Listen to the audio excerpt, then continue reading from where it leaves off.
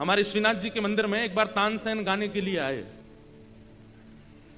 तो तानसेन जब गाने के लिए आए तो तानसेन तो राजाओं की सभा में गाते थे। तो गोसाई श्री विठलनाथ जी ने कुंभन दास जी, भगवान के अष्ट सखाओं में एक सखा श्री कुंभन दास, जिनका स्वर सुन के परमात्मा झूम उठते थे वो कुंभन दास, और जिनका स्वर सुन के समाज झूमता था वो तानसेन।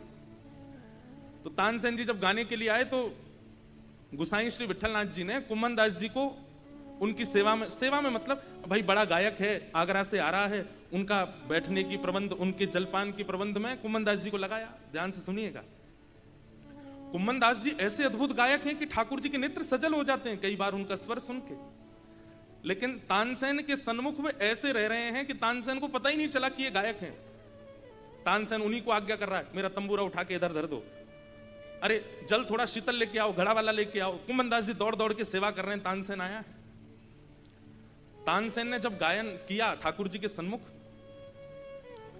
तो वाह वाह हुई, खूब वाह वाह करने लगे सब लोग।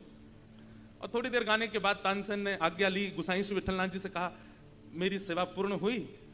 तो गोसाई जी ने कहा ठाकुर जी के राजभोग का समय है, आप थोड़ा विराजो, राजभोग में एक पद पारंपरिक गाया जाए, वो कुंभन दास जी गाएंगे। तो कुंभन दास जी पीछे बैठे थे। तो तानसेन बोला कौन कुंभन दास? तो जैसे ही वो उठे तो अरे ये तो वही है जो सुबह हमारा तंबूरा उठा के चल रहे थे, हमारे जलपान की व्यवस्था कर रहे थे, ये गाएंगे। तानसेन जी बोला आओ आओ बैठो, हमें नहीं पता था तुम गाना जानते हो। नहीं नहीं हम तो कुछ नहीं जानते। अच्छा अच्छा गाओ। उन्होंने सोचा मंदिर में जो कीर्तन करते हैं वैसे ही होगा कोई। कुंभन दास जी ने जैसे ही गाना शुरू किया, प्रथम स्वर प्रस्तुत होते ही तानसेन के संपूर्ण अंग के मानो जैसे रोंगटे खड़े हो गए।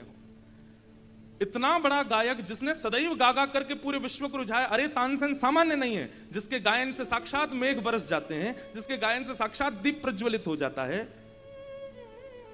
तानसेन के सन्मुख सारे राग रागनियां हाथ जोड़ के खड़े रहते हैं, हमको सेवा में लीजिए। लेकिन आज वो किसी का स्वर सुन के जब शून्य हो गए, वाणी नहीं है उनके पास बोलने के लिए, बस नेत्रों से अश्रु गिर रहे हैं और कुंभन दास जी की ओर अपलक नेत्रों से देख रहे हैं।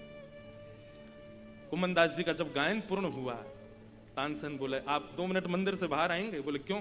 मुझे आपको प्रणाम करना है। मैंने जीवन में स्वामी श्री हरदास जी के अलावा किसी को प्रणाम नहीं किया, लेकिन आज आपको प्रणाम करना है। क्यों? बोले प्रणाम का कारण ये नहीं कि आपका स्वर बहुत अच्छा था, कारण ये कि इतना सुंदर स्वर होने के बाद भी सुबह से आप मेरे साथ हो, आपके चाल ढाल बोली चाली उठने बैठने से एक बार भी आपने ये पता नहीं लगने दिया कि आप गायक हो। ये इस बात का प्रमाण है कि आपको ठाकुर जी प्राप्त हो गए, क्योंकि आप अपने गुण को छुपा रहे हो।